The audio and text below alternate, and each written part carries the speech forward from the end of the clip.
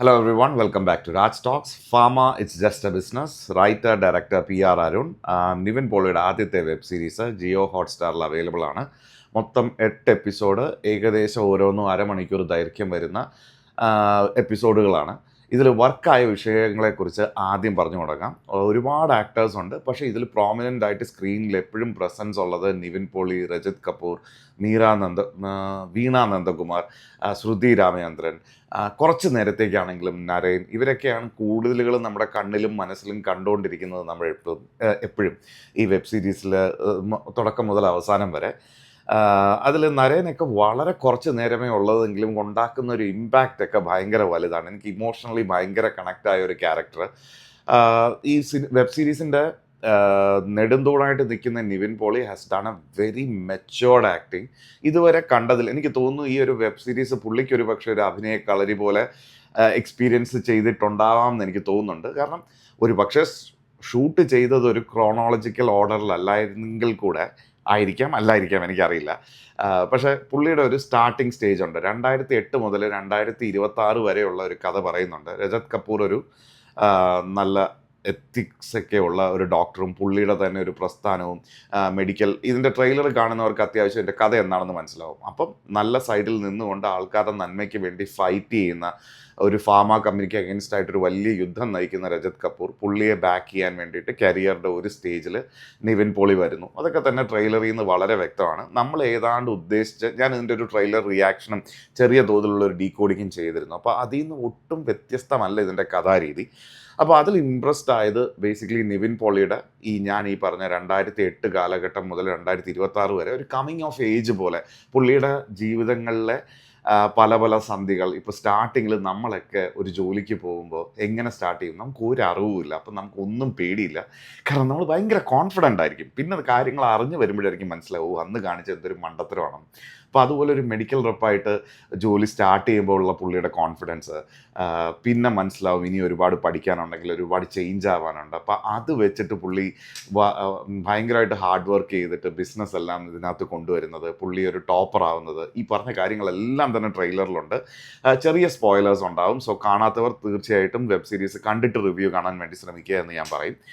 അപ്പോൾ അങ്ങനെയൊക്കെ നിവിൻ പോളിയുടെ ഗ്രാജുവലിയുള്ള ഷിഫ്റ്റ്, പിന്നെ വർഷങ്ങൾക്ക് ഇപ്പുറം ഒരു ടോപ്പ് സെയിൽസ്മാൻ ആയി പുള്ളി വന്ന് പുള്ളിയുടെ സീനിയറായിട്ട് വരുന്ന ബിനു പപ്പുവിൻ്റെ ലെവലിലേക്ക് പുള്ളി എത്തുന്നു. ന്യൂ ജോയിനീസ് വരുന്നു. അപ്പോൾ അവരോട് ബിഹേവ് ചെയ്യുന്ന രീതി, പുള്ളിയുടെ ലവ് ഇൻട്രസ്റ്റ് ആയിട്ടുള്ള വീണ നന്ദകുമാറുമായിട്ടുള്ള ഇൻട്രാക്ഷൻസ്, അതിൽ പുള്ളി കാണിക്കുന്ന എയ്സ് ആയിട്ടുള്ള ആക്ടിങ് നല്ല രസമായിട്ടുണ്ട്. നിവിൻ പോളിയുടെ ചില സീനുകളിലൊക്കെ വരുന്ന പണ്ട് കണ്ട ഒരു രീതിയല്ല, പുള്ളി കുറച്ചൊന്ന് മാറി, പുള്ളി ഒന്ന് മാറ്റി പിടിച്ചിട്ടുണ്ട്. അത് ഉടനീളം പ്രകടമാണ്. നല്ല രസമുള്ളൊരു പെർഫോമൻസ് ആയിട്ട് എനിക്ക് തോന്നി.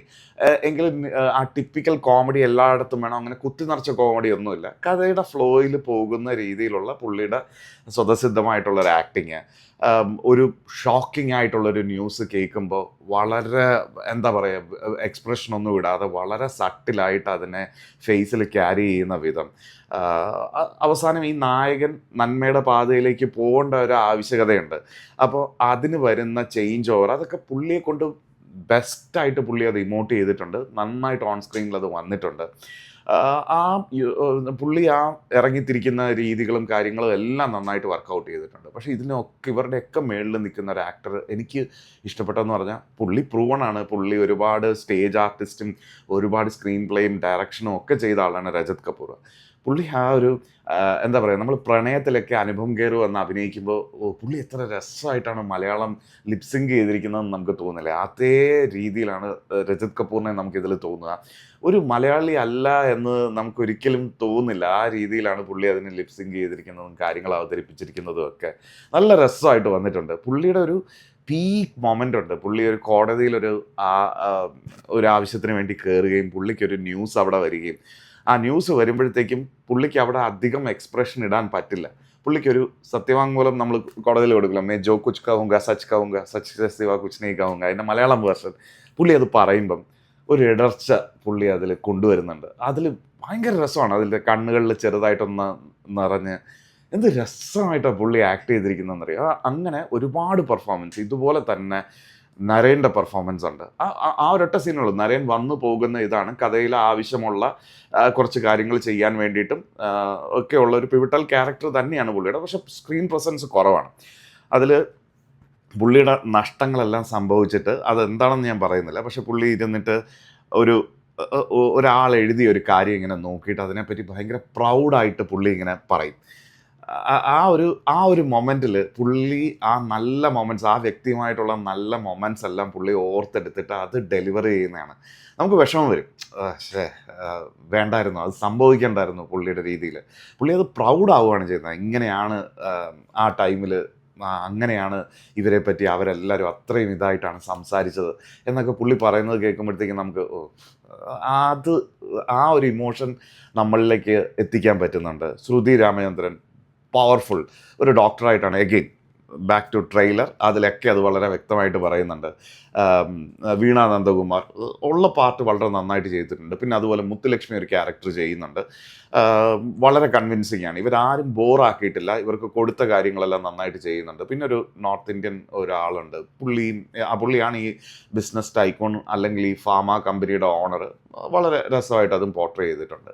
ഇതിനപ്പുറം ഇതൊരു സിനിമയാക്കിയാൽ തന്നെ ഇതിൻ്റെ ക്ലൈമാക്സിലെ പഞ്ചായിട്ട് ഇവർ കരുതിയിരിക്കുന്ന അത് റിയലിസ്റ്റിക്കായിട്ട് ശരിക്കും സംഭവിക്കുമോ എന്ന് പോലും എനിക്ക് ഡൗട്ടുണ്ട്. എനിക്കറിയില്ല.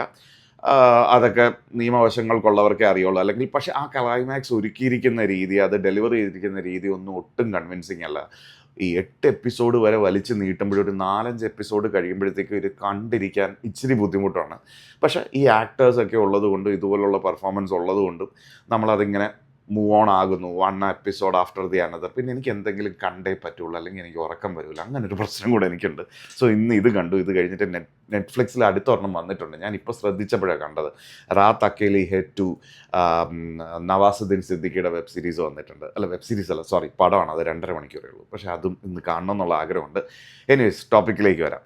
അപ്പോൾ ഇതാണ് ഇതിൻ്റെ ഒരു വലിയ ഡ്രോബാക്ക് ആയിട്ട് തോന്നിയത്. ഭയങ്കര ടയറിങ് വാച്ച് ആയിട്ട് ഒരു സ്റ്റേജിന് ശേഷം ഇത് മാറുന്നുണ്ട്. ഒരു 4-5 എപ്പിസോഡ് വരെ നമ്മൾ പിടിച്ച് നിന്ന് കഴിയുമ്പോഴത്തേക്കും പുതിയതായിട്ടൊന്നും പറയാനില്ലാത്ത, നമുക്ക് പ്രഡിക്റ്റ് ചെയ്യാൻ പറ്റുന്ന സീനുകളടക്കം വരുന്ന, അവിടെ ഇവിടെ കുറച്ച് സ്പാർക്കുകൾ എഴുത്തിലുണ്ടെന്നപ്പുറം ഇതിനൊന്നും തന്നെ പ്രത്യേകിച്ച് പുതിയതായിട്ട് ഒന്നുമില്ല. ഇപ്പം നമുക്ക് ഫോർ എക്സാമ്പിൾ ഞാൻ പറയുകയാണ്, കളങ്കാവലിൻ്റെ ട്രെയിലറും ഡീകോഡിങ്ങും ഒക്കെ വരുമ്പോൾ സൈനൈഡ് മോഹൻ അത് ഇതെന്നൊക്കെ പറഞ്ഞ് ഒരുപാട് തിയറികൾ വരുമ്പോഴും പടത്തിൽ നമുക്ക് എക്സൈറ്റിങ് തരുന്ന ഒരുപാട് സംഭവങ്ങളുണ്ട്.